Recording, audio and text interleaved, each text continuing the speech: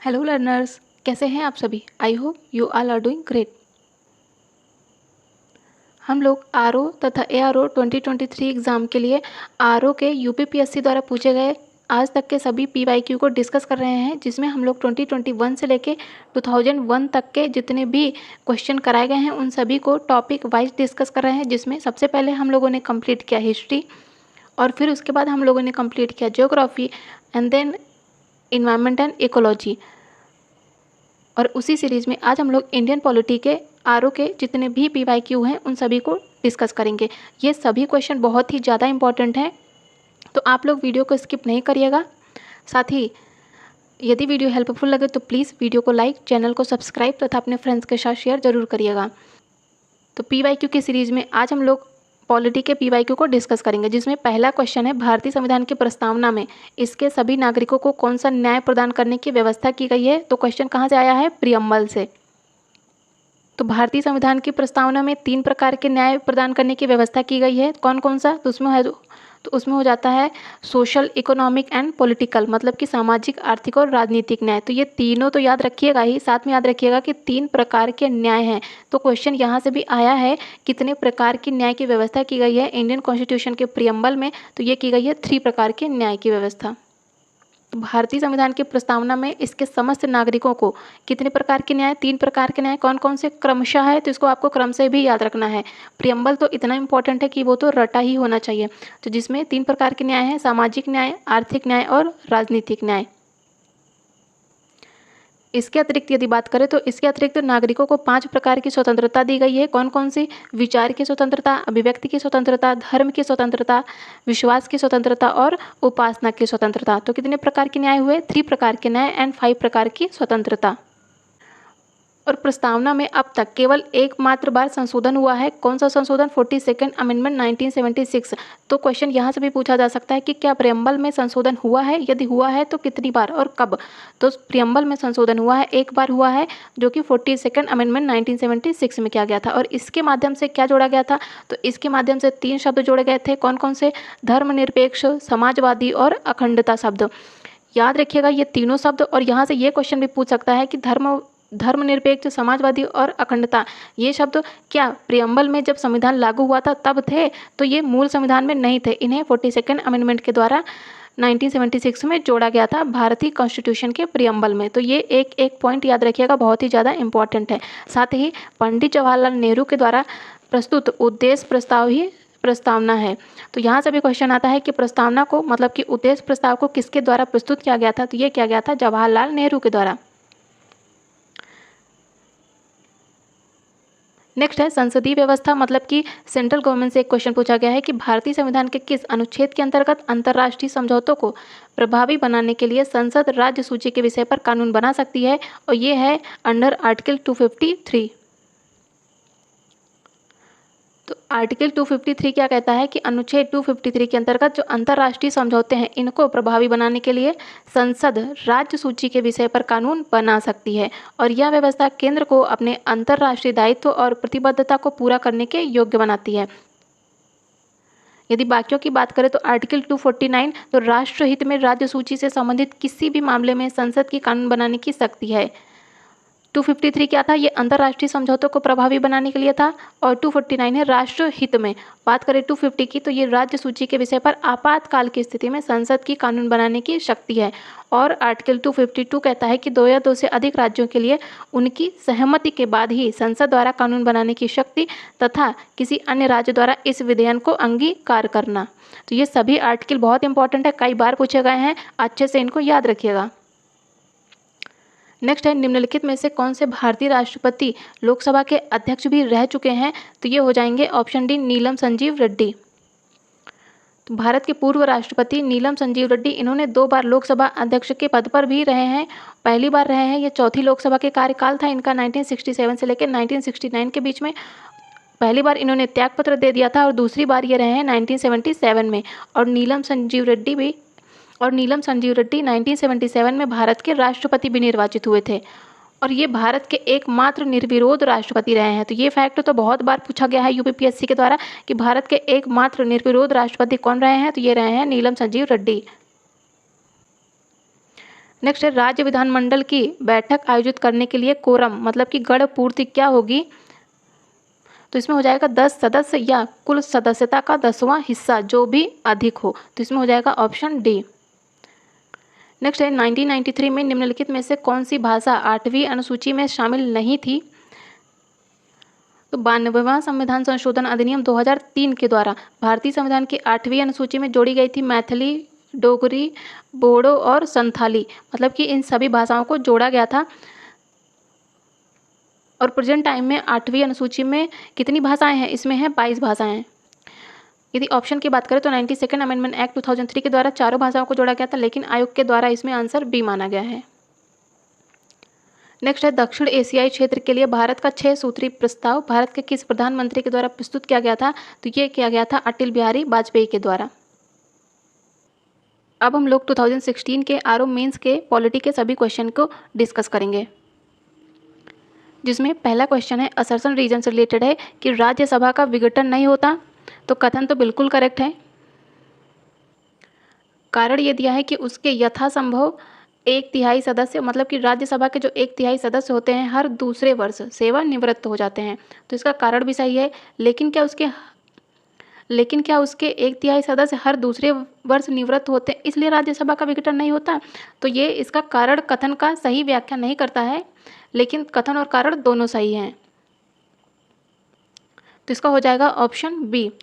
तो संविधान के आर्टिकल 83 के अनुसार राज्यसभा संसद की एक स्थायी सदन है, इसका कभी विघटन नहीं होता है। नेक्स्ट है निम्नलिखित कथनों पर विचार कीजिए और इन कथनों में से कौन सा सही है? तो हमें सही बताना है, जिसमें पहला है राष्ट्रपति की तरह उपराष्ट्रपति का चुनाव भी अप्रत्यक्ष होता है। तो बिल्कुल सही है, राष्ट्रपति की तरह ही उपराष्ट्रपति का चुनाव भी अप्रत्यक्ष प्रणाली से होता है। और दूसरा कथन ये दिया है कि राज्य की विधायिकाओं के सदस्य दोनों के चुनाव में महत्वपूर्ण भूमिका निभाते हैं। तो दूसरा कथन सही नहीं है, क्योंकि जो राज्य की विधायिका होते हैं इनके सदस्य ये दोनों के चुनाव में महत्वपूर्ण भूमिका नहीं निभाते हैं, इसलिए इसका ए सही हो जाएगा, दूसरा गलत। तो इसका हो जाएगा ओनली 1। तो भारत में राष्ट्रपति और उपराष्ट्रपति दोनों का चुनाव एकल संक्रमणीय पद्धति द्वारा अप्रत्यक्ष रीति से होता है और राष्ट्रपति के चुनाव में संसद के निर्वाचित सदस्य तथा राज्य विधानसभा के निर्वाचित मेंबर भाग लेते हैं। याद रखिएगा, इसमें मनोनीत मेंबर भाग नहीं लेते हैं, संसद के जो निर्वाचित मेंबर होते हैं तथा राज्य विधानसभा के, ना कि विधान परिषद के। और उपराष्ट्रपति की बात करें तो उपराष्ट्रपति के चुनाव में सिर्फ संसद के सभी सदस्य मतलब कि निर्वाचित और मनोनीत दोनों भाग लेते हैं। नेक्स्ट है किसी राज्य के राज्यपाल संविधान के निम्नलिखित में से किस अनुच्छेद के अंतर्गत विधानमंडल के अवकाश के दौरान अध्यादेश जारी कर सकते हैं? तो बेसिकली पूछा है इसमें कि राज्य के राज्यपाल के अध्यादेश जारी करने की शक्ति किस आर्टिकल के तहत है? तो ये हो जाएगा इसमें ऑप्शन बी आर्टिकल 213 और आर्टिकल 123 के तहत ये राष्ट्रपति अध्यादेश जारी कर सकता है। तो इन दोनों को याद रखिएगा, राष्ट्रपति और राज्यपाल दोनों का अध्यादेश। नेक्स्ट है भारत में नीति आयोग की स्थापना जनवरी 2015 में की गई थी। कैसे की गई थी? तो ये की गई थी संघीय मंत्रिपरिषद के द्वारा एक विशिष्ट प्रस्ताव से की गई थी। तो इसका हो जाएगा ऑप्शन सी। नेक्स्ट है सूची 1 को सूची 2 से सम्मिलित करना है और नेक्स्ट क्वेश्चन है पंचायतों से रिलेटेड, जिसमें पहला है 94वां संवैधानिक संशोधन अधिनियम किया गया था 2006 में और ये किया गया था अनुच्छेद 164 में संशोधन। दूसरा है 95वां संवैधानिक संशोधन अधिनियम किया गया था 2009 में और ये किया गया था संशोधन आर्टिकल 334 में किया गया था।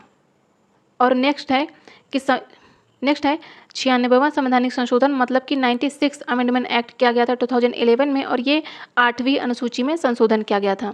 8वीं अनुसूची किससे रिलेटेड है? तो ये भाषाओं से रिलेटेड है। और नेक्स्ट है 103rd अमेंडमेंट एक्ट किया गया था 2019 में और ये किया गया था आर्टिकल 15 में संशोधन। तो इसके चारों ऑप्शन सुमिलित हैं, इसलिए इसका हो जाएगा 1 2 3 4 मतलब option A is the right option. Next हम लोग 2016 के री एग्ज़ाम के प्री के पॉलिटी के सभी क्वेश्चन को डिस्कस करेंगे, जिसमें पहला क्वेश्चन है ये भारत के संवैधानिक विकास से लिया गया है और ये क्वेश्चन है निम्नलिखित अधिनियमों में से किसके द्वारा भारत परिषद मतलब कि इंडिया काउंसिल को समाप्त किया गया था? तो ये किया गया था the government of India act 1935 के तहत। भारत शासन अधिनियम 1935 में 321 धाराएं थी और 10 अनुसूचियां थी। तो इस अधिनियम की विशेषताओं की बात करें, ये बहुत इंपॉर्टेंट एक्ट है इंडियन कॉन्स्टिट्यूशन के लिए और यहाँ से हर एग्जाम में क्वेश्चन पूछा गया है, तो इसको स्किप नहीं करिएगा। तो 1935 के तहत ही 1935 के एक्ट के तहत ही प्रांतों में द्वैध शासन व्यवस्था को समाप्त कर दिया गया था तथा प्रांतीय स्वायत्तता का शुभारंभ किया गया था। तो जो ये द्वैध शासन व्यवस्था को समाप्त किया गया था, ये लागू कब की गई थी? तो ये लागू की गई थी 1919 के मॉन्टेग्यू चेम्सफोर्ड सुधार के तहत। और इसकी प्रमुख विशेषताओं में है कि इसने केंद्र में द्वैध शासन प्रणाली का शुभारंभ किया और इसके परिणाम स्वरूप संघीय विषयों को स्थानांतरित तथा आरक्षित जो विषय थे उनमें विभक्त करना पड़ा, लेकिन यह प्रावधान कभी लागू ही नहीं हुआ। और इसने दलित जातियों, महिलाओं, मजदूर वर्ग के लिए अलग से निर्वाचन की व्यवस्था करके सांप्रदायिक प्रतिनिधित्व व्यवस्था का विस्तार किया और इसके द्वारा ही भारत शासन अधिनियम 1858 के द्वारा स्थापित परिषद को समाप्त कर दिया गया और इंग्लैंड में जो भारत सचिव थे इनको सलाहकारों की टीम मिल गई थी और इसने मताधिकार का विस्तार किया गया था और 10% जनसंख्या को मत का अधिकार दिया गया था। नेक्स्ट जो कि बहुत इंपॉर्टेंट है कि 1935 के एक्ट के तहत ही 1937 में संघीय न्यायालय की स्थापना की गई थी। नेक्स्ट है, निम्नलिखित में से कौन सा एक सही सुमेलित नहीं है? तो नागरिकता भाग 2 में है, करेक्ट है। संघ, राज्य एवं क्षेत्र ये भाग 7 में नहीं है, तो इसलिए इसका ऑप्शन बी ही सुमेलित नहीं है। भारतीय संविधान में नागरिकता की व्यवस्था की गई है भाग 2 के तहत, तो ये है अनुच्छेद 5 से 11 तक। और नगर पालिकाएं ये है 9 काम है, आर्टिकल 243 त से लेके 243 छ तक। और निर्वाचन की बात करें तो निर्वाचन की व्यवस्था है अनुच्छेद 15 में 324 से लेके 329 तक। और संघ राज्य क्षेत्र की बात करें तो ये है भाग 8 में अनुच्छेद 239 से लेके 242 तक। और भाग 7 को 7वें अमेंडमेंट एक्ट 1956 के द्वारा विलोपित कर दिया गया था। नेक्स्ट है, निम्नलिखित में से कौन सा सुमेलित नहीं है? प्रमुख मौलिक अधिकार है और उनसे रिलेटेड अनुच्छेद है, जिसमें पहला है अस्पृश्यता का अंत, यह है आर्टिकल 17 के तहत, करेक्ट है। गिरफ्तारी एवं निरोध विरुद्ध संरक्षण, तो गिरफ्तारी एवं निरोध के विरुद्ध संरक्षण प्रदान है आर्टिकल 22 के तहत, तो इसका ऑप्शन बी सुमेलित नहीं है। तो अस्पृश्यता के अंत की व्यवस्था की गई है आर्टिकल 17 के तहत और गिरफ्तारी एवं निरोध के विरुद्ध संरक्षण प्राप्त है आर्टिकल 22 के तहत। धर्म की स्वतंत्रता दी गई है आर्टिकल 25 के तहत और अल्पसंख्यकों के हितों का संरक्षण ये है आर्टिकल 29। और आर्टिकल 23 में बलात् श्रम व मानव दुर्व्यापार का निषेध है। मानव दुर्व्यापार मतलब कि जो ह्यूमन ट्रैफिकिंग की जाती है उसका निषेध किया गया है। नेक्स्ट, कथन और कारण से रिलेटेड क्वेश्चन है। कथन दिया गया है कि राज्य की कार्यपालिका शक्ति का प्रयोग संसद के कानूनों का अनुपालन सुनिश्चित करने के लिए करने हेतु होता है, तो कथन बिल्कुल सही है। कारण की बात करें तो जो अपनी कार्यपालिका शक्तियों का प्रयोग करके भारत सरकार राज्यों को आवश्यक निर्देश दे सकती है, तो इसका कारण भी सही है और जो कारण है ये कथन की व्याख्या भी करता है, तो इसलिए इसमें हो जाएगा option A, both are correct. Next है, सर्वोच्च न्यायालय की स्थापना के संबंध में निम्नलिखित में से कौन सा कथन सही है? सही बताना है, जिसमें पहला है कलकत्ता में सर्वोच्च न्यायालय की स्थापना 1773 के रेगुलेटिंग एक्ट के द्वारा की गई थी, तो बिल्कुल करेक्ट है। 1773 के रेगुलेटिंग एक्ट के द्वारा 1774 में कलकत्ता में एक सर्वोच्च न्यायालय की स्थापना की गई थी और लिमिस्टर इस न्यायालय के प्रमुख न्यायाधीश थे, तो इसका ऑप्शन बी सही नहीं है, ऑप्शन ए सही है, तो इसलिए इसका हो जाएगा ओनली 1। नेक्स्ट है, कार्यकारी न्यायाधीशों की नियुक्ति की जाती है कहाँ? तो ये की जाती है हाई कोर्ट में। आर्टिकल 223 के तहत कार्यकारी मुख्य न्यायाधीश की नियुक्ति की जाती है, कार्यकारी मुख्य न्यायाधीश की, और आर्टिकल 224 के तहत अपर एवं कार्यकारी न्यायाधीशों की नियुक्ति की जाती है। नेक्स्ट है, निम्नलिखित में से कौन सा सही सुमेलित नहीं है? प्रमुख संस्थाएं हैं और उनके स्थापना वर्ष है, जिसमें पहला है अंतर्राज्यीय परिषद की स्थापना की गई थी 1990 में, करेक्ट है। राष्ट्रीय विकास परिषद की स्थापना की गई थी 1952 में, ना कि 1954 में, तो इसका ऑप्शन बी सुमेलित नहीं है। और केंद्रीय सतर्कता आयोग की स्थापना की गई थी 1964 में तथा राष्ट्रीय मानवाधिकार आयोग की स्थापना की गई थी 1993 में, तो इसमें ऑप्शन बी सही होगा क्योंकि ऑप्शन बी सुमेलित नहीं है। अब हम लोग 2017 के मेंस के आरओ के पॉलिटी के सभी क्वेश्चन को डिस्कस करेंगे, जिसमें पहला क्वेश्चन है कि भारतीय संविधान का भाग 16 किसी से संबंधित है? तो इसमें है कुछ वर्गों के लिए विशेष उपबंधों से। भारतीय संविधान में भाग कितने हैं? 22 भाग हैं और 395 आर्टिकल्स हैं तथा 12 अनुसूचियां हैं। प्रशासनिक अधिकरण ये है भाग 14 का में तथा कुछ वर्गों के लिए विशेष उपबंध तो ये है भाग 16 में, और संघ तथा राज्यों के अधीन सेवाएं तो ये है भाग 14 में, और वित्त संपत्ति संविदाएं तथा वाद ये है भाग 12 में। नेक्स्ट है धन विधेयक के अतिरिक्त एक विधेयक जो विधानसभा में प्रथम बार पारित कर दिया हो विधान परिषद में कितने माह तक पड़ा रह सकता है? तो इसमें हो जाएगा ऑप्शन सी, 3 माह से अधिक तक नहीं रह सकता है। और धन विधेयक की बात करें तो ये है आर्टिकल 110 में। अनुच्छेद 197 क्लॉज 1 ख के प्रावधानों के अनुसार जो धन विधेयक है इसके अतिरिक्त एक विधेयक जिसे विधानसभा ने प्रथम बार पारित कर दिया हो वो विधान परिषद के समक्ष विधेयक रखे जाने की तारीख से कितना 3 माह से अधिक तक नहीं रोका जा सकता।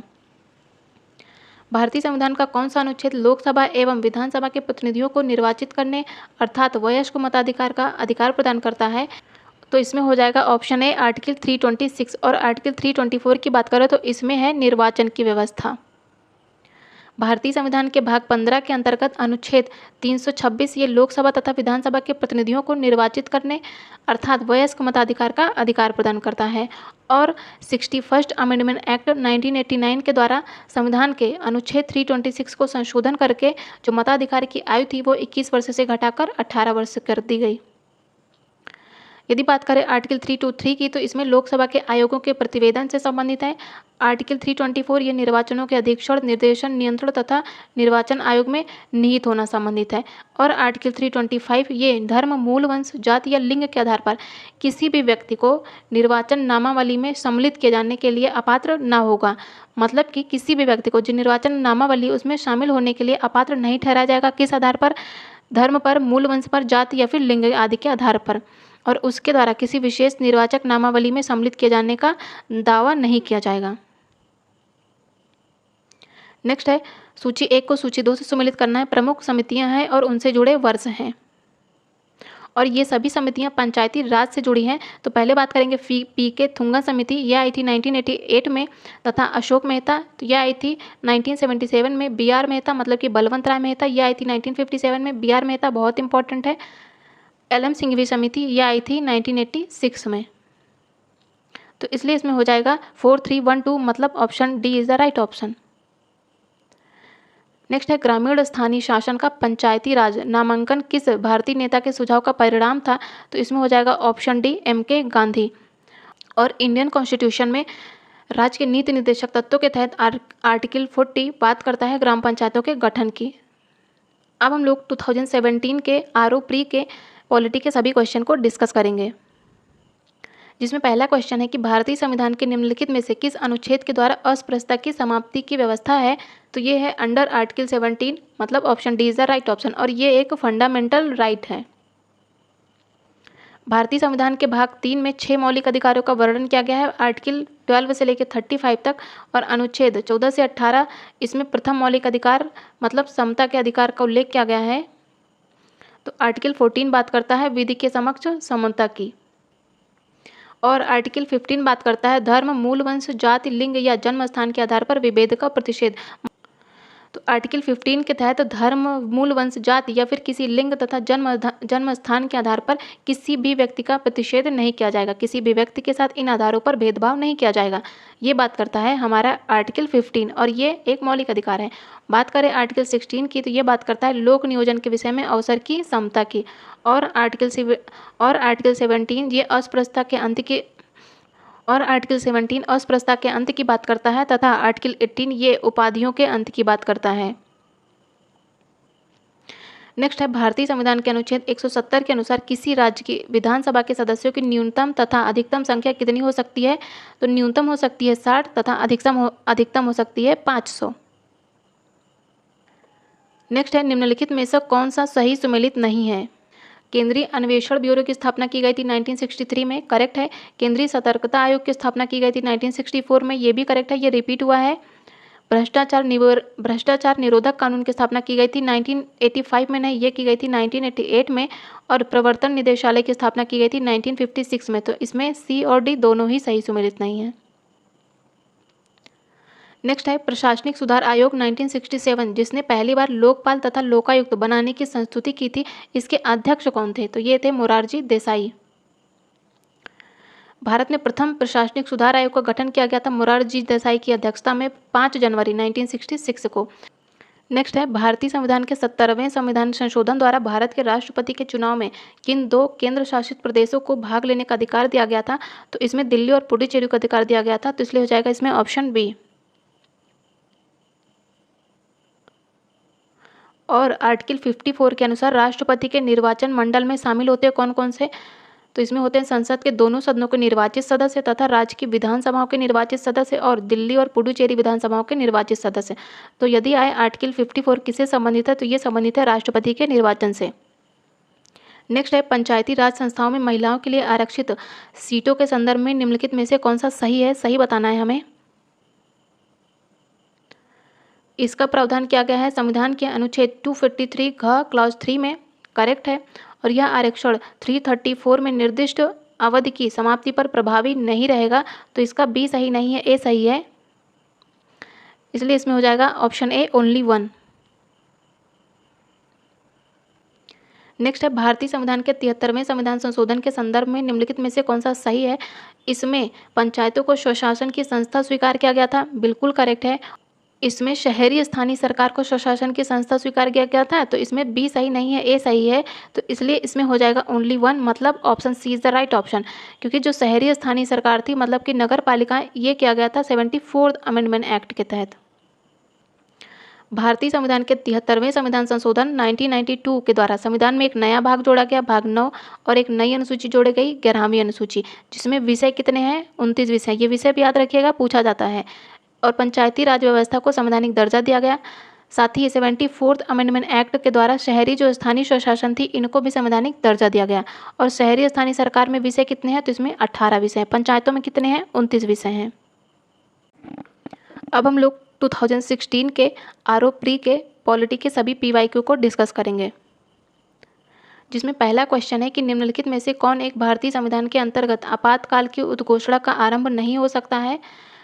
युद्ध के आधार पर, बाह्य आक्रमण के आधार पर और सशस्त्र विद्रोह के आधार पर तो आपातकाल की उद्घोषणा की जा सकती है, लेकिन आंतरिक अशांति के आधार पर नहीं। तो इसका हो जाएगा ऑप्शन डी। भारतीय संविधान के भाग 18 के अंतर्गत आर्टिकल 352 के तहत यदि राष्ट्रपति को यह समाधान हो जाता है कि भारत या उसके राज्य क्षेत्र के किसी भाग में युद्ध या फिर बाह्य आक्रमण या फिर सशस्त्र विद्रोह के कारण गंभीर आपात की स्थिति विद्यमान है, तो वह आपात की उद्घोषणा कर सकता है। तो इससे हमें याद रखना है कौन कौन से शब्द, युद्ध, बाह्य आक्रमण और सशस्त्र विद्रोह तथा आपातकाल की उद्घोषणा कौन करता है? तो ये करता है राष्ट्रपति। लेकिन 44th अमेंडमेंट एक्ट के द्वारा 1978 में जो आंतरिक अशांति शब्द था, इसको हटा करके ही सशस्त्र विद्रोह कर दिया गया है। नेक्स्ट है भारतीय संविधान के संदर्भ में निम्नलिखित कथनों पर विचार कीजिए, जिसमें पहला है संघ मंत्रिपरिषद ये लोकसभा के प्रति सामूहिक रूप से उत्तरदायी होते हैं, बिल्कुल करेक्ट है। क्योंकि जो मंत्रिपरिषद होती है ये सामूहिक रूप से लोकसभा के प्रति उत्तरदायी होती है। और यदि आ जाए कि ये व्यक्तिगत रूप से किसके प्रति उत्तरदायी होती है, तो वो होती है प्रेसिडेंट के, मतलब कि राष्ट्रपति के प्रति। तो व्यक्तिगत और सामूहिक दोनों याद रखिएगा। बेसिकली सामूहिक सबसे ज़्यादा पूछता है। यदि बात करें सेकंड कथन की, तो संघ के मंत्री ये प्रधानमंत्री के प्रसाद पर्यंत अपने पद धारण करेंगे। इसका कथन 2 सही नहीं है, ए सही है। इसलिए इसमें हो जाएगा ऑप्शन ए, मतलब only 1 is the right option. भारतीय संविधान के अनुच्छेद 75 क्लॉज 3 में कहा गया है कि जो संघ के मंत्रिपरिषद होते हैं ये लोकसभा के प्रति सामूहिक रूप से उत्तरदायी होते हैं। और आर्टिकल 75 क्लॉज 2 के तहत जो संघ के मंत्रिपरिषद होते हैं ये राष्ट्रपति के प्रसाद पर्यंत पद धारण करते हैं, ना कि पीएम के। नेक्स्ट है सूची 1 को सूची 2 से सम्मिलित करना है, जिसमें पहला है कि 7वीं अनुसूची ये किससे संबंधित है? तो ये संबंधित है विधायी शक्तियों के वितरण से। 8वीं अनुसूची संबंधित है भाषाओं से। 9वीं अनुसूची ये संबंधित है कुछ अधिनियमों के विधिमान्यकरण से। और 10वीं अनुसूची ये संबंधित है दल परिवर्तन के आधार पर निर्भरता से। तो ये क्वेश्चन डिट्टो सेम ऑप्शन के साथ रिपीट हुआ है, अच्छे से इनको याद रखिएगा। तो इसमें हो जाएगा 3142, मतलब option C is the right option. Next है निम्नलिखित में से कौन भारतीय संविधान के अंतर्गत सही सुमेलित नहीं है? तो इसमें पंचायतें भाग 9 में है, करेक्ट है। नगर पालिकाएं भाग 9 का में है, ये भी सही है। सहकारी समितियां 9 खा में है, ये भी सही है। लेकिन अधिकरण भाग 10 में नहीं है, ये है भाग 14 का में। तो ये क्वेश्चन भी रिपीट हुआ है, अच्छे से इनको याद रखिएगा।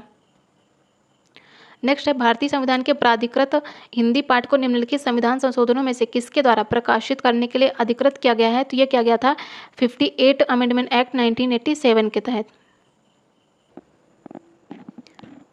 अब हम लोग 2014 के आरओ मेंस के पॉलिटी के सभी पीवाईक्यू को डिस्कस करेंगे, जिसमें पहला क्वेश्चन दिया है कि भारत के संविधान में मौलिक कर्तव्य कितने हैं? तो ये 11 मौलिक कर्तव्य हैं। भारत के संविधान में कुल 11 मौलिक कर्तव्य हैं और संविधान में मूल कर्तव्यों का समावेश किया गया है स्वर्ण सिंह समिति की अनुशंसा के द्वारा 42 अमेंडमेंट एक्ट 1976 के द्वारा। इस संशोधन अधिनियम के द्वारा संविधान में भाग 4 का जोड़ा गया था। नेक्स्ट है लोक लेखा समिति में निम्नलिखित में कितने सदस्य होते हैं? तो लोक लेखा समिति में कितने मेंबर होते हैं? राज्यसभा से मेंबर होते हैं 7 और लोकसभा से मेंबर होते हैं 15, तो टोटल मेंबर होते हैं 22। तो लोक लेखा समिति में टोटल कितने मेंबर होते हैं? 22 मेंबर होते हैं, जिसमें लोकसभा से सबसे ज़्यादा होते हैं 15 और राज्यसभा से कम होते हैं 7। यदि बात करें लोक लेखा समिति की, तो लोक लेखा समिति का मुख्य कार्य होता है भारत सरकार के विनियोग लेखाओं पर नियंत्रक महालेखा परीक्षक के प्रतिवेदन की समीक्षा करना। और समिति में कुल कितने मेंबर होते हैं? 22, जिसमें 15 होते हैं लोकसभा से तथा 7 होते हैं राज्यसभा से। जो 15 लोकसभा से होते हैं ये अनुपातिक प्रतिनिधित्व पद्धति से एकल संक्रमणी मत के द्वारा चुने जाते हैं और जो राज्यसभा से 7 होते हैं ये नाम निर्दिष्ट होते हैं। समिति के जो अध्यक्ष होता है इसके रूप में लोकसभा अध्यक्ष के द्वारा परंपरा अनुसार विपक्ष के सदस्य को ही नियुक्त किया जाता है। तो जो लोक लेखा समिति का अध्यक्ष होता है ये लोकसभा के अध्यक्ष के द्वारा नियुक्त किया जाता है विपक्ष के मेंबर को। नेक्स्ट है केरल में प्रथम साम्यवादी राज्य सरकार का गठन किया गया था। कब? तो ये किया गया था 1957 में। केरल में प्रथम साम्यवादी राज्य सरकार का गठन 5 अप्रैल 1957 को और अवसान 31 जुलाई 1952 को हुआ था। और इस सरकार के मुख्यमंत्री कौन थे? तो ये थे EMS नंबूदरी-पाद। नियंत्रक एवं महालेखा परीक्षक की टीका टिप्पणी पर उचित कार्यवाही करने की अंतिम जिम्मेदारी किसकी होती है? तो ये होती है संसद की। बात करें लेखक, नियंत्रक और महालेखा परीक्षक की, तो इसकी व्यवस्था की गई है संविधान में आर्टिकल 148 के तहत। लोक लेखा समिति ये नियंत्रक एवं महालेखा परीक्षक के प्रतिवेदन की समीक्षा करता है और यह अपनी रिपोर्ट लोकसभा अध्यक्ष को प्रस्तुत करता है। और संविधान के अनुच्छेद 148 में भारत के लिए एक नियंत्रक तथा महालेखा परीक्षक मतलब कैग का प्रावधान किया गया है। और भारत के महान्यायवादी की व्यवस्था किस आर्टिकल में है? तो वो है आर्टिकल 76 के तहत। नेक्स्ट है नए राज्यों की स्थापना करने की विधायिनी शक्ति किसे प्राप्त है? तो ये संसद को प्राप्त है। तो आर्टिकल 2 किससे संबंधित है? तो ये भारत संघ में नए राज्यों के प्रवेश या स्थापना से। और आर्टिकल 3 संबंधित है नए राज्यों के निर्माण और वर्तमान जो राज्य है इसके क्षेत्र की सीमा नाम में परिवर्तन से। राज्यसभा है इसको कितने दिनों के अंतर्गत किसी धन विधेयक पर अपनी संस्तुति देनी होती है? तो ये हो जाएगा ऑप्शन ए 14 दिनों के अंतर। धन विधेयक लोकसभा द्वारा पारित किया जाता है। ये बहुत इंपॉर्टेंट है, याद रखिएगा कि जो धन विधेयक है ये सिर्फ और सिर्फ लोकसभा के द्वारा ही पारित किया जाता है और राज्यसभा को उनकी सिफारिशों के लिए प्रेषित किया जाता है, जिसे राज्यसभा में अधिकतम 14 डेज तक ही रोका जा सकता है। यदि किसी राज्य में लोकसभा की 42 सीटें हैं तो उस राज्य में अनुसूचित जातियों के लिए कितने स्थान आरक्षित होंगे? तो ये होंगे 7 स्थान। निम्नलिखित में से कौन एक राज्य की आकस्मिक निधि की स्थापना के लिए उत्तरदायी होता है? तो ये होता है किसी राज्य का विधानमंडल और ये है आर्टिकल 267 क्लॉज 2 के अनुसार जो राज्य की आकस्मिक निधि है इसकी स्थापना के लिए किसी राज्य का विधानमंडल ही उत्तरदायी होता है। तो राज्य की आकस्मिक निधि किस आर्टिकल में है? तो ये है आर्टिकल 267 क्लॉज 2। किसी राज्य लोक सेवा आयोग के कार्यों को निम्नलिखित में से किस एक के अनुमोदन से संघ लोक सेवा आयोग को सौंपा जा सकता है? तो ये हो जाएगा भारत के राष्ट्रपति के द्वारा। संविधान के अनुच्छेद 315 के अनुसार संघ सरकार के लिए संघ लोक सेवा आयोग और प्रत्येक राज्य के लिए एक एक लोक सेवा आयोग होगा। भारत के महान्यायवादी के विषय में दिया गया कथन है निम्नलिखित में से कौन सा सही है? सही बताना है हमें। तो महान्यायवादी या भारत के राष्ट्रपति के द्वारा नियुक्ति की जाती है, करेक्ट है। इसमें वही योग्यता होनी चाहिए जो सुप्रीम कोर्ट के न्यायाधीश में होती है, ये भी सही है। ये संसद के किसी भी सदन का सदस्य होना चाहिए, सही नहीं है। और संसद द्वारा महाभियोग लगाकर उसे हटाया जा सकता है, ये भी सही नहीं है।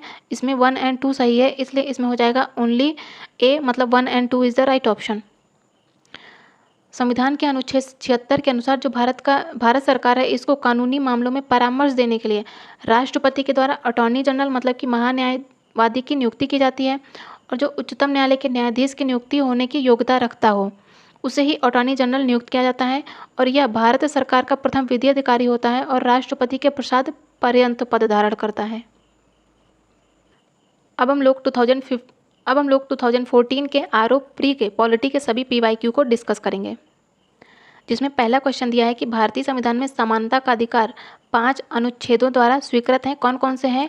तो वो है आर्टिकल 14 से लेके 18 बात करता है समानता के अधिकार की, तो इसलिए इसमें हो जाएगा ऑप्शन बी।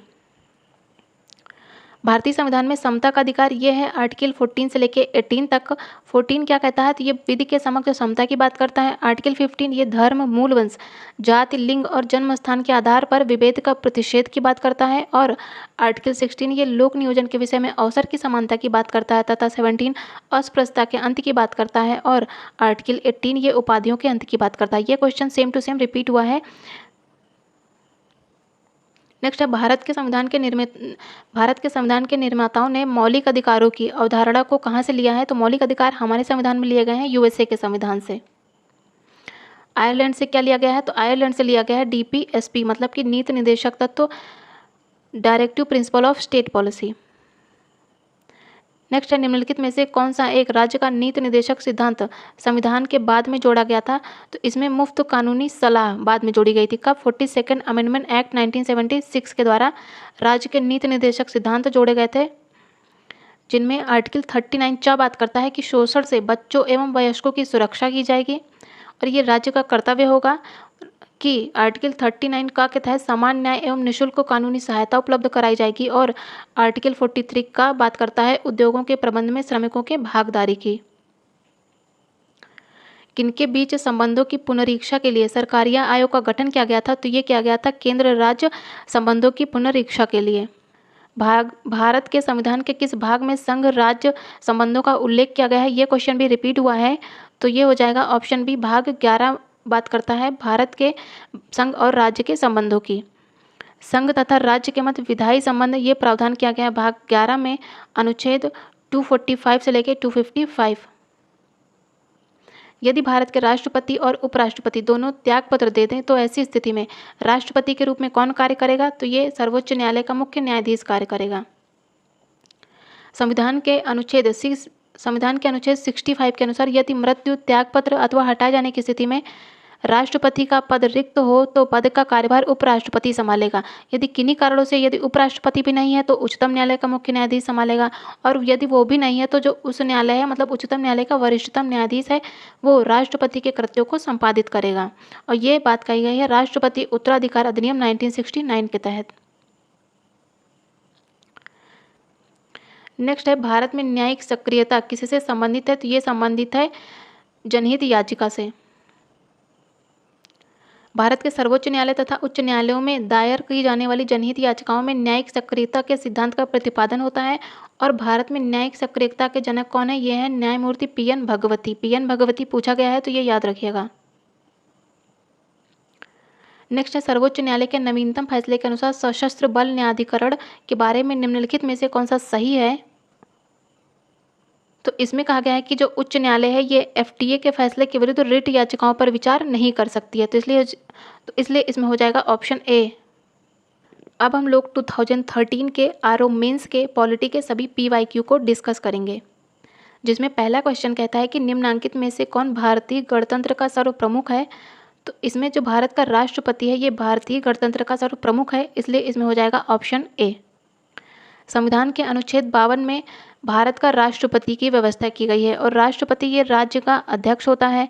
भारत सरकार की समूची कार्यपालिका कार्यवाही इसी के नाम पर होते हैं, मतलब कि राष्ट्रपति के नाम पर, और इसकी व्यवस्था की गई है आर्टिकल 53 के तहत। तथा रक्षा बलों की सर्वोच्च कमान भी राष्ट्रपति में निहित होती है और इसका प्रयोग कानून द्वारा विनियमित होता है, ये बात करता है आर्टिकल 77। नेक्स्ट है सूची 1 को सूची 2 से सुमेलित करना है, तो पहले बात करता है भाग 15, इसमें है निर्वाचन, तो भाग 15 संबंधित है निर्वाचन से। भाग 16 ये संबंधित है कुछ वर्गों के संबंध में विशेष उपबंध से, तथा भाग 17 बात करता है राजभाषा की और भाग 18 बात करता है आपात उपबंध की। तो इसलिए इसमें हो जाएगा 4, 3, 2, 1, मतलब option B is the right option. तो निर्वाचन ये है संविधान के भाग 15 में और भाग 16 ये कुछ वर्गों के विशेष संबंध में उपबंध की बात करता है और भाग 17 बात करता है राजभाषा की भाग 18 ये है आपात उपबंध से संबंधित, तथा भाषाएं ये है अनुसूची, किस अनुसूची में, तो ये है 8वीं अनुसूची भाषाओं से संबंधित। निम्नलिखित में से कौन एक राज्य के नीति निर्देशक सिद्धांतों का उद्देश्य नहीं है, तो एक धर्म राज्य की स्थापना करना जो राज्य के नीति निर्देशक सिद्धांत है इनका बिल्कुल भी उद्देश्य नहीं है, तो इसलिए इसमें हो जाएगा ऑप्शन सी। संविधान के भाग 4 में अनुच्छेद 36 से 51 तक राज्य के नीति निर्देशक तत्व की व्यवस्था की गई है, और यह एक कल्याणकारी राज्य की स्थापना करना, पंथ निरपेक्ष राज्य की स्थापना करना इसका उद्देश्य है, लेकिन धार्मिक राज्य की स्थापना करना इसका उद्देश्य नहीं है। संसद के दोनों सदनों की संयुक्त बैठक की अध्यक्षता कौन करता है, तो ये की जाती है लोकसभा अध्यक्ष के द्वारा। संविधान के अनुच्छेद 108 के तहत संयुक्त बैठक की व्यवस्था की गई है। तो धन विधेयक और संविधान संशोधन विधेयक से इतर किसी भी विधेयक के संबंध में संसद के दोनों सदनों में असहमति की स्थिति में राष्ट्रपति के द्वारा संविधान के अनुच्छेद 108 के अंतर्गत दोनों सदनों की संयुक्त बैठक बुलाई जा सकती है, जिसकी अध्यक्षता करेगा लोकसभा अध्यक्ष, अनुच्छेद 118 क्लास 4 के तहत। तो किसके लिए, धन विधेयक और संविधान संशोधन विधेयक को छोड़कर किसी भी अन्य विधेयक के लिए सदनों में असहमति होने पर संयुक्त बैठक बुलाई जा सकती है। अब हम लोग 2013 के आरओ प्री के पॉलिटी के सभी PYQ को डिस्कस करेंगे, जिसमें पहला क्वेश्चन है किसके द्वारा कहा गया था संविधान सभा कांग्रेस थी और कांग्रेस भारत था, तो ये कहा गया था ऑस्टिन के द्वारा। ऑस्टिन की बुक कौन सी है, तो ये है द इंडियन कॉन्स्टिट्यूशन। नेक्स्ट है पॉलिटिक्स इन इंडिया पुस्तक के रचयिता कौन है, तो ये है रजनी कोठारी।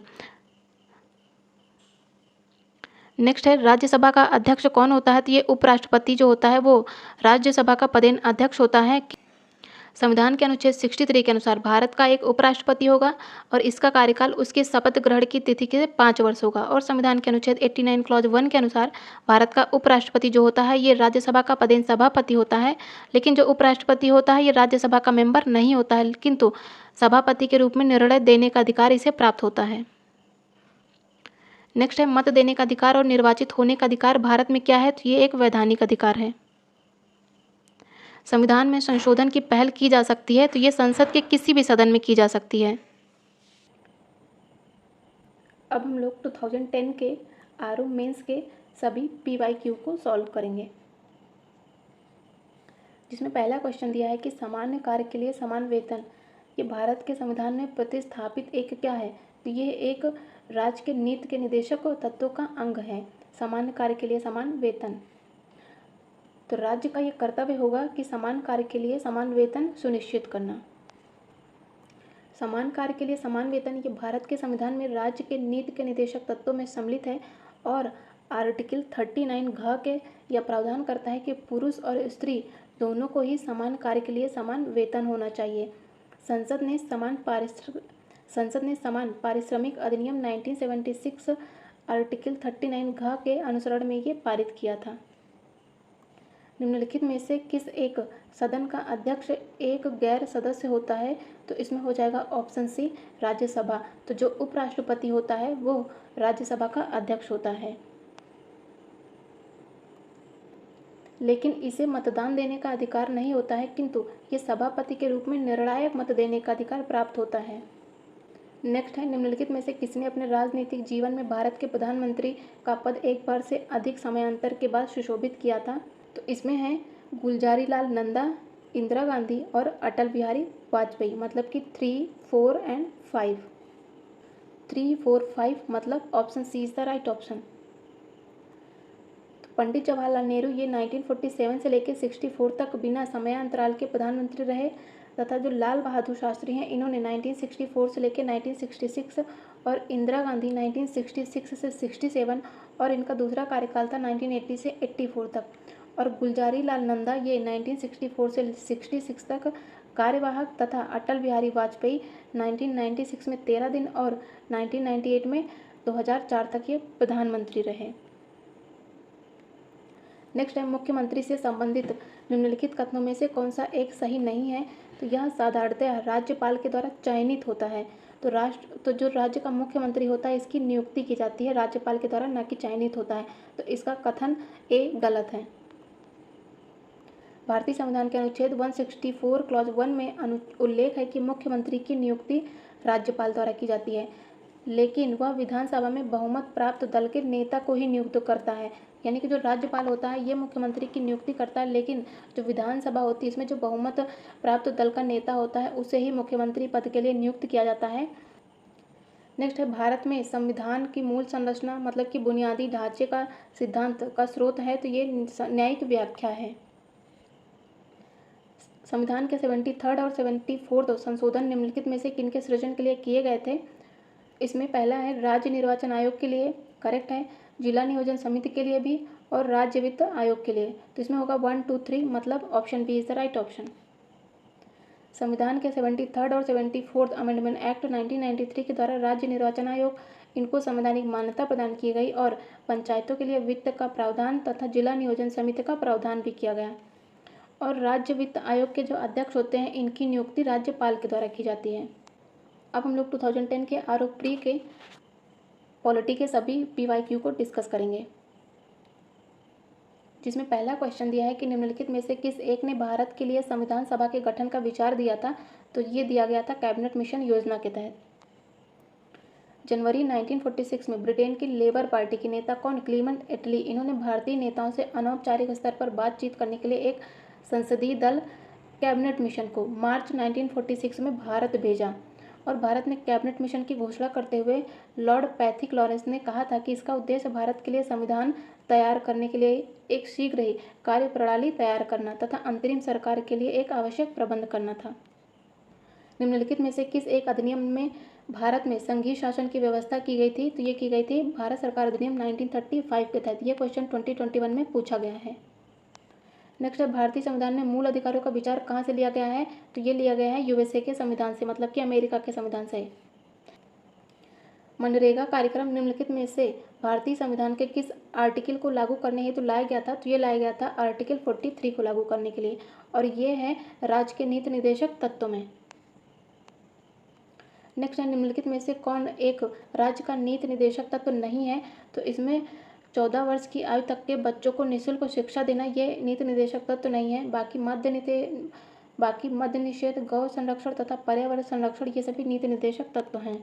राज्य 6 से 14 वर्ष की आयु तक के बच्चों को निःशुल्क शिक्षा का अधिकार 86 अमेंडमेंट एक्ट 2002 के द्वारा आर्टिकल 21A के तहत मूल अधिकार में स्थापित कर दिया गया। और मद्य निषेध ये है अंडर आर्टिकल 47, गौ संरक्षण आर्टिकल 48 तथा पर्यावरण संरक्षण आर्टिकल 48 क्लॉज का। निम्नलिखित में से कौन सा विषय धन विधेयक के उपबंध में सम्मिलित नहीं किया गया है? तो इसमें जुर्माने या अर्थदंड से संबंधित उपबंध नहीं शामिल हैं। नेक्स्ट है, भारत के उपराष्ट्रपति के संबंध में दिया गया है सही कथन चुनना है। तो ये भारत का द्वितीय उच्चतम प्रतिष्ठित पदाधिकारी होता है, करेक्ट है, और इसके पास पद से संबद्ध कोई औपचारिक दायित्व नहीं होता है और राष्ट्रपति की अनुपस्थिति में यह उसके कार्यों का निर्वहन करता है और राष्ट्रपति की पद त्याग, अपदस्थीकरण तथा मृत्यु के चलते राष्ट्रपति के रूप में कार्य भी करता है। तो इसके चारों सही हैं, इसलिए इसमें हो जाएगा ऑप्शन डी। नेक्स्ट है, गणतंत्रीय अवधारणा से संबंधित निम्नांकित में से कौन सा एक सही नहीं है बताना है। तो गणतंत्र में एक राज्य जिसमें जनता सर्वोच्च हो, करेक्ट है, सर्वोच्च शक्ति निर्वाचित प्रधान में निहित होती है, ये भी सही है। सर्वोच्च शक्ति एक राजा के समान मतलब कि एक ही व्यक्ति में निहित होती है, तो ये गणतंत्र होगा ही नहीं, तो इसलिए इसमें ऑप्शन सी सही नहीं है। नेक्स्ट है, संसद के अधिकारियों में कौन कौन सम्मिलित होते हैं? तो इसमें लोकसभा का अध्यक्ष सम्मिलित होता है, लोकसभा का उपाध्यक्ष भी शामिल होता है और ये लोकसभा का महासचिव तथा राज्यसभा का अध्यक्ष भी शामिल होता है। तो इसमें सभी सही हैं, इसलिए इसमें हो जाएगा ऑप्शन डी। नेक्स्ट है कि भारत में संसद द्वारा बंधुआ मजदूरी को प्रतिबंधित करने वाला अधिनियम कब पारित किया गया था? तो ये पारित किया गया था 1976 में। नेक्स्ट है, निम्नलिखित में से कौन भारतीय संविधान के 73 अमेंडमेंट एक्ट में शामिल है? इसमें शामिल है जिला पंचायतें, क्षेत्र पंचायतें और ग्राम पंचायतें। नगर पंचायतें शामिल नहीं है क्योंकि ये 74 अमेंडमेंट एक्ट के तहत लाया गया था। तो इसमें हो जाएगा 1, 2, 3 मतलब option B is the right option.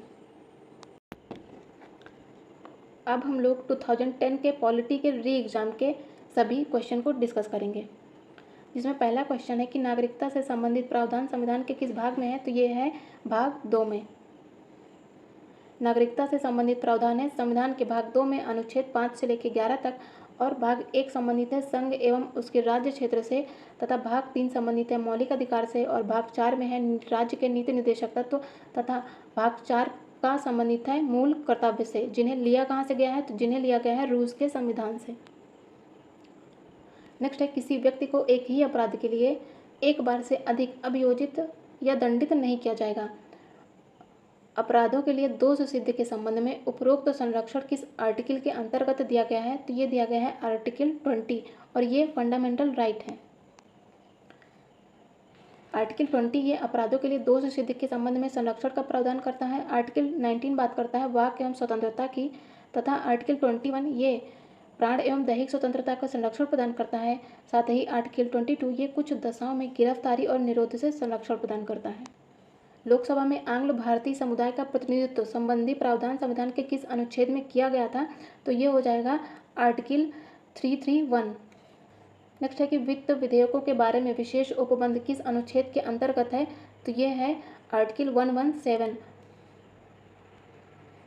तो अनुच्छेद 117 में वित्त विधेयकों के बारे में विशेष उपबंध दिया गया है और अनुच्छेद 119 बात करता है संसद में वित्तीय कार्य संबंधी प्रक्रिया का विधि द्वारा विनियमन करना, तथा अनुच्छेद 127 ये संसद के विश्रांति काल में अध्यादेश जारी करने के राष्ट्रपति की शक्ति की बात करता है और अनुच्छेद 121 ये संसद में चर्चा पर निर्बंधन लगाता है।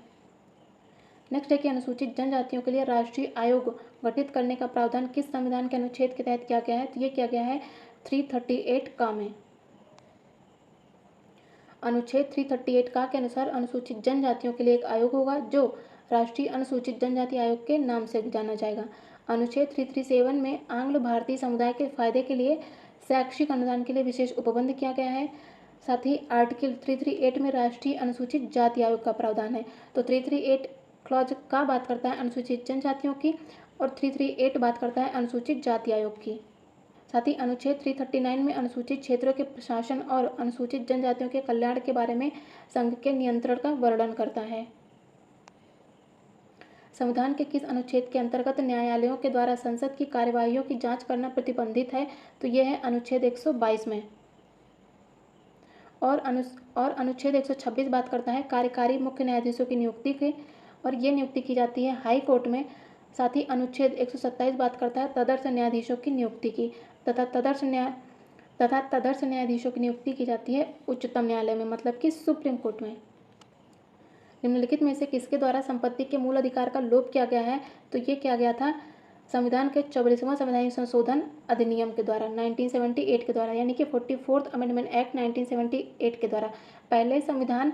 पहले संपत्ति का अधिकार एक मूल अधिकार था, लेकिन 44th अमेंडमेंट एक्ट के द्वारा इसे 300 का के तहत एक वैधानिक अधिकार कर दिया गया है, मतलब कि कानूनी अधिकार कर दिया गया है संपत्ति के अधिकार को। संविधान के अंतर्गत पंचायतों में महिलाओं के 1/3 प्रतिनिधित्व की गारंटी कौन सा अनुच्छेद देता है? तो ये महिलाओं के आरक्षण से संबंधित है पंचायतों में आर्टिकल 243 घ।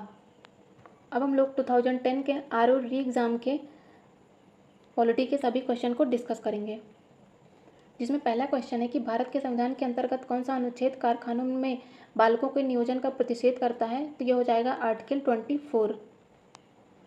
तो आर्टिकल 24 बात करता है कि 14 वर्ष से कम आयु वाले किसी भी बच्चे को कारखानों में खानों या फिर अन्य किसी भी जोखिम भरे काम पर नियुक्ति नहीं किया जाएगा। तो याद रखिएगा ये बात करता है 14 वर्ष से कम उम्र के आयु के बच्चों की।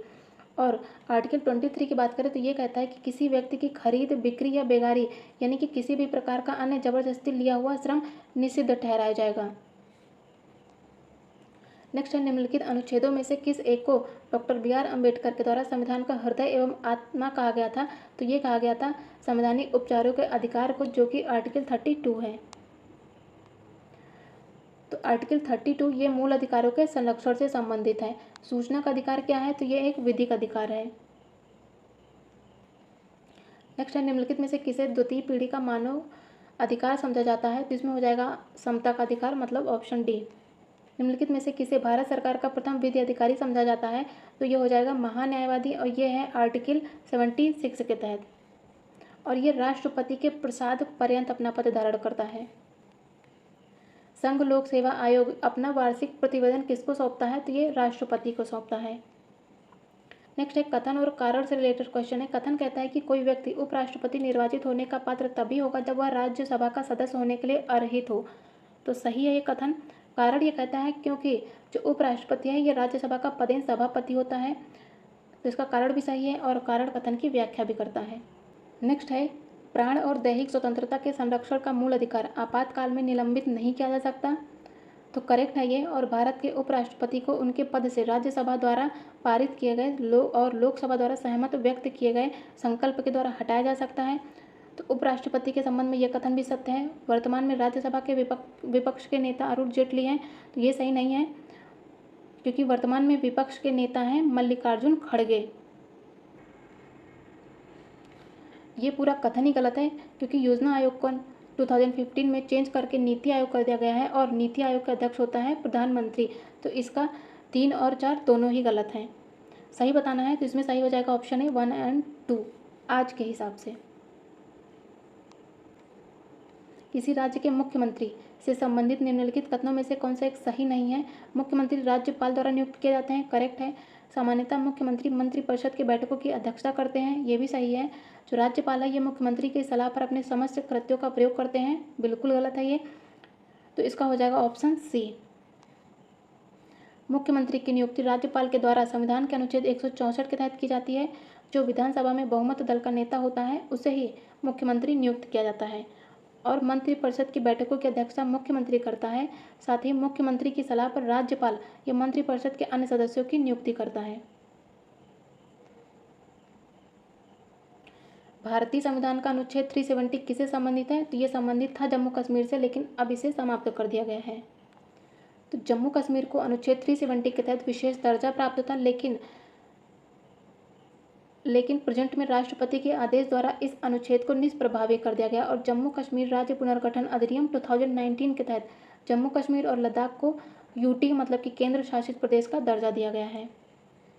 नेक्स्ट है कावेरी नदी जल के बंटवारे का विवाद किन राज्यों के मध्य है? तो ये है तमिलनाडु, कर्नाटक, केरल और पुडुचेरी। तो इसका हो जाएगा ऑप्शन डी। नेक्स्ट है बम्बई, मद्रास और कलकत्ता में उच्च न्यायालयों की स्थापना कब की गई थी? तो ये की गई थी 1861 में। अब हम लोग 2006 के आरओ के मेंस के सभी पॉलिटी के PYQ को डिस्कस करेंगे, जिसमें पहला क्वेश्चन दिया है कि भारतीय संविधान में सन्निहित मूल अधिकारों की अवधारणा किस देश से ली गई है? तो ये ली गई है USA से। 3-4 बार पूछा गया यह क्वेश्चन।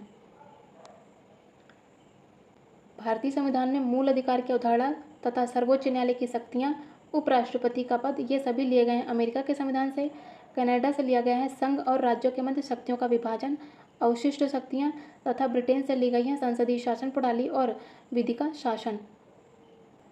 संविधान सभा के द्वारा भारतीय संविधान को कब स्वीकार किया गया था? तो ये किया गया था 26 नवंबर 1949 को संविधान सभा के द्वारा भारतीय संविधान को अंगीकृत या स्वीकृत किया गया था और इसे लागू किया गया था 26 जनवरी 1950 को और भारतीय संविधान को बनने में लगा था 2 वर्ष 11 माह 18 दिन। भारतीय संविधान का कौन सा भाग संविधान की आत्मा कहलाता है? तो ये हो जाएगा ऑप्शन सी उद्देशिका। ये संविधान की आत्मा कहलाता है, लेकिन याद रखिएगा आप लोग, यदि पूछे डॉक्टर BR अम्बेडकर ने किसे संविधान की आत्मा कहा है, तो ये कहा है संवैधानिक उपचारों के अधिकार को, जो है अंडर आर्टिकल 32।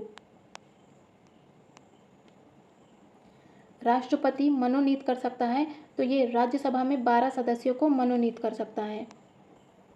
यदि हम प्रेजेंट की बात करें तो प्रेजेंट में मेंबर हैं 245, जिसमें राज्यों से हैं 229, संघ राज्यों से हैं 4 तथा मनोनीत किए गए हैं राष्ट्रपति के द्वारा 12। लोकसभा में सदस्यों की जो अधिकतम संख्या कितनी है? तो ये है 550। लोकसभा की व्यवस्था है आर्टिकल 81 में। यदि बात करें लोकसभा की, तो लोकसभा में निर्वाचित सदस्यों की संख्या 550 हो सकती है, जिसमें से 530 मेंबर राज्यों से चुने जाते हैं तथा 20 सदस्य संघ शासित क्षेत्रों से चुने जाते हैं। भारत में संसद की लोक लेखा समिति के अध्यक्ष की नियुक्ति की जाती है, तो ये की जाती है लोकसभा के अध्यक्ष द्वारा। लोक लेखा समिति बहुत इंपॉर्टेंट है, 2 से 3 बार क्वेश्चन आया है। इसमें टोटल मेंबर कितने होते हैं? 22। इसमें 15 आते हैं लोकसभा से तथा 7 आते हैं राज्यसभा से।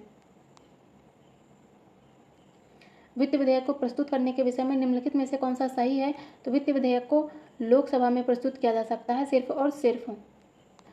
साथ ही यदि बात करें साधारण विधेयक या अन्य संशोधन विधेयक की, तो इन्हें संसद के किसी भी सदन में, यानी कि लोकसभा या राज्यसभा किसी भी सदन में लाया जा सकता है और मनी बिल को सिर्फ और सिर्फ लोकसभा में लाया जा सकता है। राज्यसभा के चुनाव के लिए अपेक्षित न्यूनतम आयु पूछा है, तो इसमें हो जाएगा 30 वर्ष और लोकसभा के लिए तो उसमें होगा 25 वर्ष। किस राज्य विधानसभा की सर्वाधिक सदस्य संख्या है? तो इसमें हो जाएगा ऑप्शन डी, यूपी में सबसे ज़्यादा है। कितने? तो ये हैं 403। वे विषय जिन पर केंद्र व राज्य सरकारें दोनों कानून बना सकती हैं, तो उनका उल्लेख किया गया है समवर्ती सूची में। तो संविधान में 3 अनुसूचियों का प्रावधान किया गया है, साथ ही जो अवशिष्ट शक्तियां हैं वो संघ को दी गई हैं। 3 अनुसूची कौन कौन सी है? संघ सूची, राज्य सूची और समवर्ती सूची। जो संघ सूची है इस पर कानून बनाने का अधिकार केंद्र को है, राज्य सूची पर कानून बनाने का अधिकार राज्य को है तथा समवर्ती सूची पर कानून बनाने का अधिकार संघ और राज्य दोनों को है। आर्थिक नियोजन भारतीय संविधान की किस सूची में शामिल है? तो ये शामिल है समवर्ती सूची में। संविधान का 52वां संवैधानिक संशोधन किससे संबंधित है? तो ये संबंधित है दल बदल से। तो ये आया कब था? तो ये लाया गया था 1985 में। तो ये दल बदल के आधार पर निर्भरता से संबंधित है। ये क्वेश्चन 3 से 4 बार आ चुका है।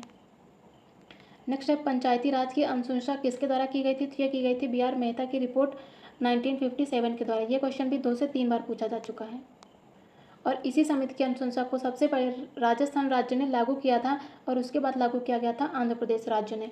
सिक्किम एक नया राज्य कब बना था? तो ये बना था 36वें संवैधानिक संशोधन द्वारा। 35th अमेंडमेंट एक्ट के द्वारा सिक्किम को सह राज्य मतलब कि एसोसिएटेड स्टेट का दर्जा दिया गया, लेकिन 36th अमेंडमेंट एक्ट 1975 के द्वारा सिक्किम को पूर्ण राज्य का दर्जा दे दिया गया और साथ ही सिक्किम भारत का 22वां राज्य बनता है। इसी के साथ ही जो सिक्किम में चोग्याल था उनका शासन समाप्त करके श्री वीवी लाल को सिक्किम का प्रथम राज्यपाल भी नियुक्त किया जाता है। अब हम लोग 2001 के आरओ के पॉलिटी के सभी PYQ को डिस्कस करेंगे, जिसमें पहला क्वेश्चन है कि कैबिनेट मिशन योजना के अंतर्गत संविधान निर्मात्री परिषद में प्रत्येक प्रांत को आवंटित सदस्य संख्या निर्धारित करने के लिए एक प्रतिनिधि कितनी जनसंख्या के अनुपात में था? तो ये था 10 लाख की जनसंख्या से। तो ये था 10 लाख व्यक्ति। कैबिनेट मिशन 2 से 3 बार आया है क्वेश्चन, इसको अच्छे से याद रखिएगा आप लोग। संवैधानिकतर अधिकार का क्या अर्थ है? वह शक्ति जो संविधान समस्त नहीं है वो है संवैधानिकतर अधिकार। संवैधानिकतर अधिकार ऐसे अधिकार होते हैं जो संविधान सम्मत नहीं है या फिर जिनका वर्णन संविधान में नहीं है, उन्हें ही संवैधानिकतर अधिकार कहा जाता है। भारतीय संविधान की प्रस्तावना में प्रयुक्त समाजवाद शब्द को निम्नलिखित में से किस अनुच्छेद के साथ मिलाकर पढ़ने से सर्वोच्च न्यायालय को समान कार्य के लिए समान वेतन का मौलिक अधिकार परिभाषित करने की शक्ति प्राप्त हुई है? तो ये हो जाएगा मौलिक अधिकार 14, 15 तथा 16 को मिलाकर पढ़ने पर। निम्नलिखित अधिकारों में से कौन सा अधिकार अनुच्छेद 19(1)D को अनुच्छेद 21 से मिलाकर पढ़ने पर प्राप्त होता है? तो इसमें हो जाता है विदेश यात्रा का अधिकार। मौलिक कर्तव्यों से संबंधित निम्नलिखित में से कौन सा कथन सही नहीं है? मौलिक कर्तव्यों को परमादेश द्वारा प्रभावी बनाया जा सकता है, बिल्कुल गलत है, तो इसका ऑप्शन ए ही सही नहीं है। मौलिक कर्तव्यों को परमादेश द्वारा प्रभावी नहीं बनाया जा सकता। परमादेश क्या है? तो ये एक प्रकार की रिट है, इसे सुप्रीम कोर्ट या फिर हाई कोर्ट के द्वारा जारी किया जा सकता है। सुप्रीम कोर्ट जारी करता है अंडर आर्टिकल 32 और हाई कोर्ट जारी करता है अंडर आर्टिकल 226। तो 42nd अमेंडमेंट एक्ट 1976 के द्वारा इसे मौलिक कर्तव्यों को स्वर्ण सिंह समिति की सिफारिश पर शामिल किया गया था। प्रेजेंट में भारतीय संविधान में मौलिक कर्तव्य हैं 11 और 11वां मौलिक कर्तव्य ये 86 अमेंडमेंट एक्ट के द्वारा मौलिक कर्तव्यों में शामिल किया गया था 2002 में और ये शिक्षा से संबंधित है। नेक्स्ट है सूची 1 को सूची 2 से सम्मिलित करना है। प्रमुख अनुच्छेद और उनसे जुड़े विषय हैं। तो अनुच्छेद 40 ये संबंधित है ग्राम पंचायतों के गठन से, 41 संबंधित है काम करने के अधिकार से, 44 संबंधित है समान नागरिक संहिता से और 48 संबंधित है कृषि एवं पशुपालन से। तो इसके सभी सुमेलित हैं 1, 2, 3, 4। नेक्स्ट है संविधान के मसौदे में निर्वाचित राज्यपालों के प्रावधान की मूल योजना को छोड़ दिया गया था। क्यों? क्योंकि इसका तात्पर्य होता है एक दूसरा निर्वाचन। करेक्ट है। जो निर्वाचन प्रमुख राजनीतिक मुद्दों पर लड़ा जाता है, बिल्कुल गलत है। जो निर्वाचित राज्यपाल ही अपने को मुख्य से बड़ा मानता है, ये भी सही है। और राज्यपाल को संसदीय प्रणाली के अधीन ही कार्य करना पड़ता है, तीसरा भी सही है। तो इसमें फर्स्ट, थर्ड एंड फोर्थ सही है, ऑप्शन बी गलत है। नेक्स्ट है नीचे कुछ राज्यों तथा राज्यसभा में उन्हें आवंटित सदस्य संख्या की सूची दी गई है। निम्नलिखित में से कौन सा सही सुमेलित नहीं है बताना है। जिसमें पहला है एमपी में 16 सीटें हैं, गलत है क्योंकि एमपी में अब 11 सीटें हो गई हैं, तो इसका ऑप्शन ए ही गलत है। महाराष्ट्र की बात करें तो महाराष्ट्र में है 19 सीटें, पश्चिम बंगाल में 16 सीट तथा तमिलनाडु में 18 सीट। नेक्स्ट है पहली बार एक सांसद या विधायक को इस आधार पर सदन की सदस्यता से अयोग्य घोषित किया गया कि वे इसकी अनुमति के बिना इसकी 60 लगातार बैठकों में अनुपस्थिति रहे। तो वो कौन से मेंबर थे? तो वो थे राज्यसभा के मेंबर। भारतीय संविधान का कौन सा अनुच्छेद संवैधानिक विवाद में सर्वोच्च न्यायालय के अपीली क्षेत्राधिकार से संबंधित है? तो इसमें है आर्टिकल 134 क्लॉज ए को मिलाकर आर्टिकल 132 को पढ़ना। नेक्स्ट है कथन और कारण से रिलेटेड क्वेश्चन है कि पंचायतों के प्रधान, प्रमुख तथा अध्यक्ष के पदों में महिलाओं के लिए निम्न जिनमें अनुसूचित जाति, अनुसूचित जनजाति तथा पिछड़ी जाति की महिलाएं सम्मिलित हैं, आरक्षण से उनके क्रियाकलाप में एक सुस्पष्ट परिवर्तन आया है। बिल्कुल सही है। इसका कारण ये दिया है कि ग्रामीण क्षेत्र की महिलाएं इस आरक्षण की मांग लंबे समय से कर रही थी। बिल्कुल गलत है। तो इसका कथन सही है लेकिन कारण गलत है, इसलिए इसमें हो जाएगा ऑप्शन सही ए, इसलिए इसमें हो जाएगा ऑप्शन सी ए सही है परंतु आर गलत है।